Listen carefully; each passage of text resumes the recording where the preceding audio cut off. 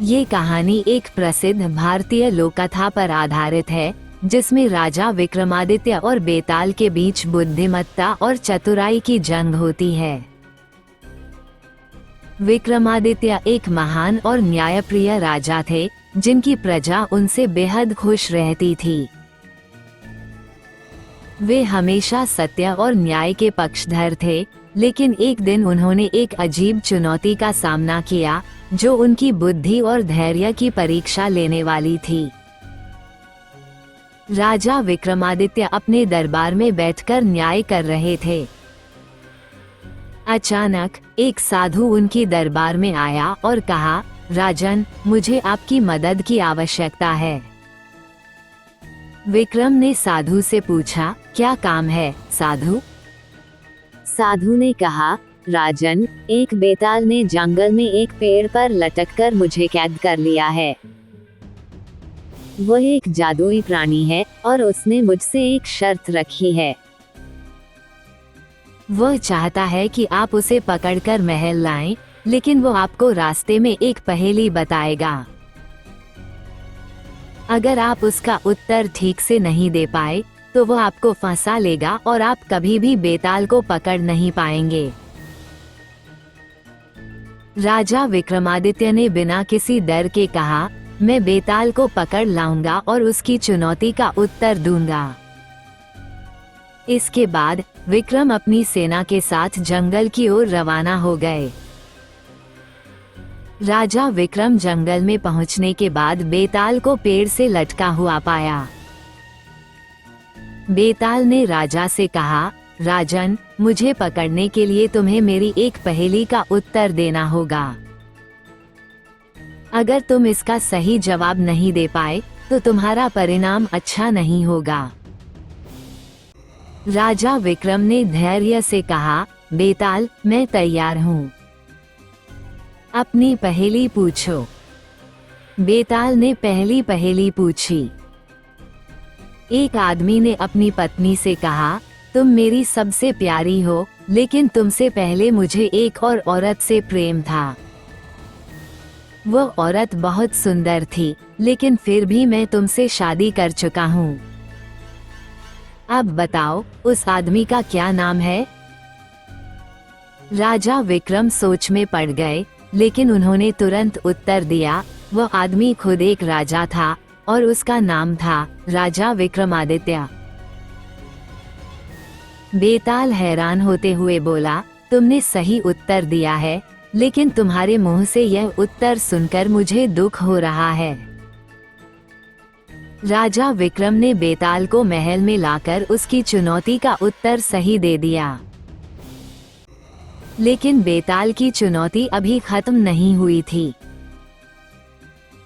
बेताल ने दूसरी बार राजा विक्रम से कहा, अब तुम्हारे सामने दूसरी पहेली है।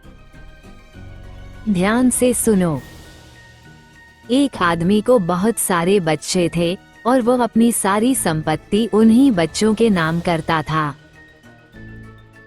फिर एक दिन वह आदमी मर गया और उसकी संपत्ति उसके बच्चों के पास पहुंच गई। लेकिन उसमें से कोई भी बच्चा खुश नहीं था। आखिर क्यों? राजा विक्रम ने तुरंत उत्तर दिया, वह आदमी किसी गरीब परिवार का था और उसके बच्चे उनकी संपत्ति के लिए परेशान थे। उनमें से किसी को भी असली खुशी नहीं मिली, क्योंकि संपत्ति के लालच में वे एक दूसरे से लड़ रहे थे। बेताल ने फिर से कहा, तुमने सही उत्तर दिया है, लेकिन मेरी कहानी अभी खत्म नहीं हुई है। अब बेताल ने तीसरी चुनौती दी। एक आदमी जंगल में अकेला घूम रहा था। अचानक उसे एक बाघ मिल गया और बाघ ने उसे खा लिया। लेकिन उस आदमी की कहानी के बारे में कुछ ऐसा था जिसे पूरी दुनिया ने सुना। बताओ, उस आदमी का नाम क्या था? राजा विक्रम थोड़ी देर तक सोचते रहे, फिर बोले, वह आदमी वीर था, जो अपनी वीरता के लिए प्रसिद्ध था। उसे किसी बाघ ने नहीं खाया, बल्कि उसकी वीरता के बारे में सुनी गई कहानी ही उसे अमर बना गई। बेताल ने मुस्कुराते हुए कहा, तुम्हारे उत्तर में सच्चाई थी, लेकिन मुझे ऐसा लगता है कि तुम बहुत चतुर हो। राजा विक्रम को महल वापस लाते समय बेताल ने आखिरी बार उसे चुनौती दी। अब तुम्हारे सामने आखिरी सवाल है। इस सवाल का उत्तर केवल वही दे सकता है जो सही मायनों में न्यायप्रिय हो। राजा विक्रम ने बेताल को ध्यान से सुना और कहा, बेताल, मैं तैयार हूँ। बेताल ने सवाल पूछा। एक आदमी ने अपनी जान बचाने के लिए अपने दोस्तों को धोखा दिया।